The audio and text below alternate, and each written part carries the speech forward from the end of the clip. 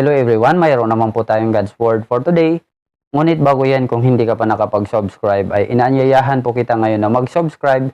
Pindutin lamang po ang subscribe button at ang notification bell para lagi po kayong ma-update sa aking mga bagong upload. Nawang teksto po mga kapatid na ating pag-uusapan ay nandito po sa unang Korinto 15:58.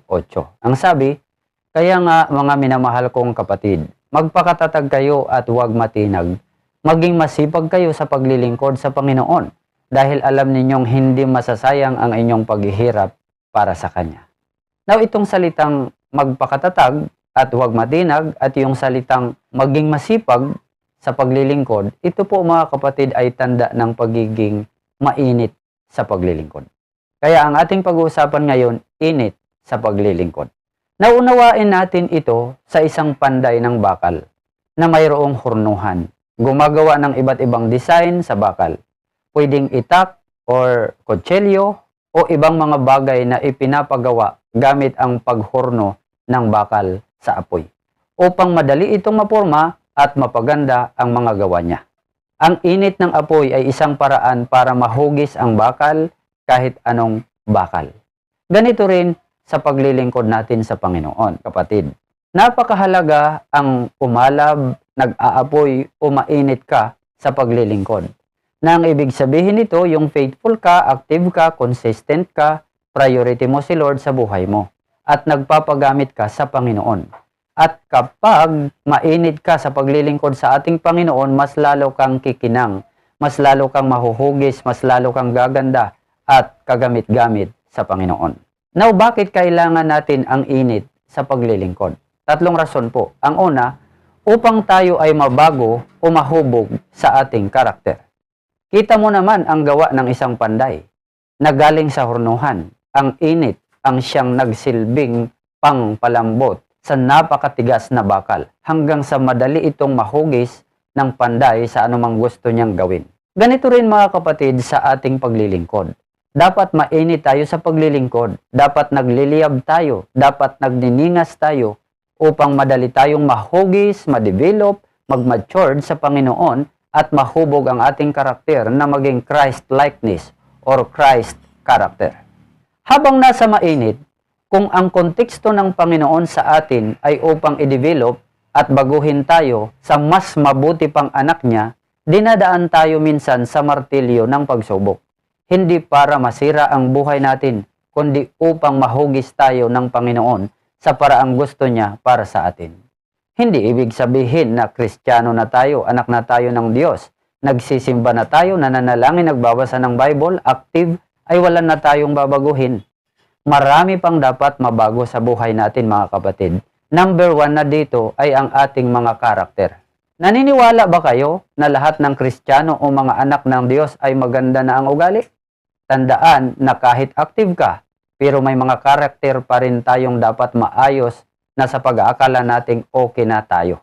Dahil nasa mundo tayo ng mga Kristiyano, hindi tayo mababago at hindi tayo mahuhubog kung malamig tayo sa Panginoon.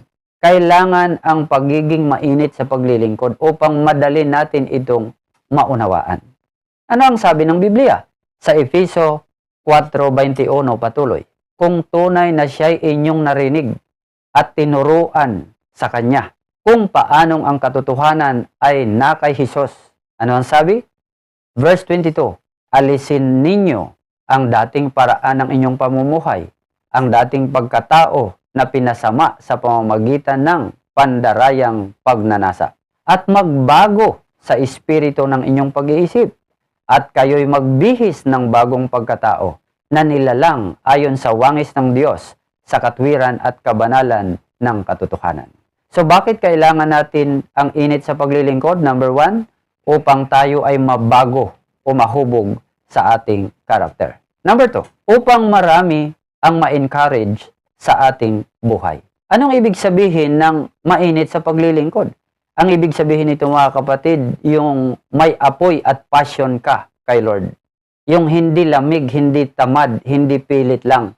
Ibig sabihin yung gigising ka ng maaga para sa devotion, yung kusang loob na mag-volunteer, mag-share ng word, at mag-pray para sa iba. Laging nasa presensya ni Lord. Yan po ang pagiging mainit. laging nasa apoy. Pag malapit ka sa apoy ni Lord, hindi ka manginginig sa takot, meaning hindi ka titigil sa gitna ng problema. And also, ang pagiging mainit sa paglilingkod ay yung hindi basta-basta napapagod o nanlalamig. Sa paglilingkod, may season na mabigat, may criticism, pero pag mainit ka, tuloy ka pa rin. Kasi hindi para sa tao yung ginagawa mo, kundi para kay Lord. Kapag mainit tayo sa Panginoon, magiging encouragement ito sa iba. Magiging inspiration ito sa iba. Magiging motivation ito sa iba para magpatuloy, para maging mainit din sila sa paglilingkod. Now, paano natin mauunawaan na ang ating init ay init din sa iba o encouragement din sa iba? So parang ganito yan, kapatid. Sino ang maniniwala sa atin sa sabong ating ipinagmamalaki na pangpaputi at pangtanggal ng tigyawat kung maitim ang mukha natin at marami tayong tigyawat? Sinong maniniwala sa atin na epektibo ang gamot ng pangpapayat kung ang taba-taba naman natin? Ganon din sa pagiging Kristiyano. Sinong maniniwala sa atin na si Jesus ay tagapagligtas at tagapagbago ng ating buhay kung tayo mismo hindi naman nakikita ang pagbabago? Kaya pag sinabing nakakapagbigay inspiration, nakaka-encourage, dapat napatunayan at nakikita ito mismo sa ating buhay. Halimbawa, kapatid, ang init ng paglilingkod ay katulad dapat ito sa isang line ng mga tao na pasa-pasa ang mainit na baso. Meaning, mainit ka, pinapasa mo ang iyong apoy sa iba. Ganon yun, mga kapatid. Para din itong isang tao na nagdadala ng sulo sa dilim. Yung liwanag niya, nakakailaw din sa unahan at likod niya. Kaya, pag mainit ka sa Panginoon, nakakahawa ka. Kaya nga sinasabi sa Roma 12:11, huwag maging tamad sa pagsisikap, maging maalab sa espiritu na naglilingkod sa Panginoon. Sabi rin sa Matthew chapter 5:16, let your light so shine before men. Take note, so shine before men. Dapat mag-shine, that they may see your good works and glorify your Father in heaven. So ano ang sabi? That they may see your good works. Para makita ng lahat. Yan po ang ibig sabihin na nakapagbigay tayo ng encouragement. So bakit kailangan natin ang init sa paglilingkod? Number 2, upang marami ang ma-encourage sa ating buhay. Number 3, upang tayo ay maging kagamit-gamit sa ating Panginoon. Maraming nasisira pag malamig. Maraming itinatapon pag malamig. Dahil ang konteksto ng ating pag-uusap ay tungkol sa pakinabang ng init. Hindi saklaw dito ang malamig. Kaya mga bagay na dinadaan sa init ng apoy para maging pakinabang. Ano ito? Halimbawa yung metal. Halimbawa yung bakal, kapatid. Ang bakal, ginagawang pako, bakal sa bahay, kutsilyo, araro, or tubo. Dinadaan po yan sa apoy. Yung ginto at pilak, tinutunaw para dalisayin. Tanggal yung dumi. Dinadaan sa apoy.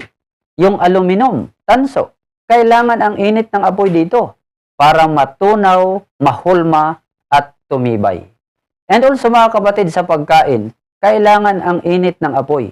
Niluluto sa oven, inihaw na isda, manok, baboy, niluluto sa uling. And also, mga kapatid, yung salamin, tinutunaw po yan na buhangin na sobrang init hanggang sa magawang salamin. So, napakahalaga ng init. And also, mga kapatid, yung simento, sinusunog ito, kapatid, na sa limestone. So, hanggang sa ang mga materialis ay nagiging kagamit-gamit dahil dinadaan sa init ng apoy. Now, sa buhay mananampalataya din, mga kapatid, para tayo ay maging kagamit-gamit sa Panginoon, magiging pakinabang ang ating pananampalataya, maasahan sa ministry, matibay sa paglilingkod, at tapat na naglilingkod, dapat tayong laging mainit sa paglilingkod upang maraming buhay ang mabago at magiging kagamit-gamit sa ating Panginoon. So bakit kailangan natin ang init sa paglilingkod? Mayroon po tayong 3 rason. Review muna tayo sandali. Number 1, upang tayo ay mabago o mahubog sa ating character. Number 2, upang marami ang ma-encourage sa ating buhay. At number 3, upang tayo ay maging kagamit-gamit sa ating Panginoon. Para naman po sa ating application, hindi aksidente yung mga pukpok sa buhay, pagod at no ni Lord. Yun yung martilyo. para hubugin, para tanggalin yung sobra, para maging matibay. Dati nasa apoy, dati maitim, hindi matalas, pero ngayon matalas na, makintab na, at handa nang gamitin. Kaya mga kapatid, hindi tayo ginawa ni Lord para itabi. Ginawa niya tayo para maggamit, para magsilbi.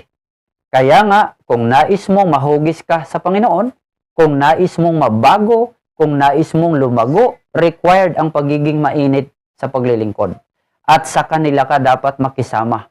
Sa kanila ka dapat makiisa at kumuha ng inspiration upang tumibay at maging matagumpay na anak ng Diyos.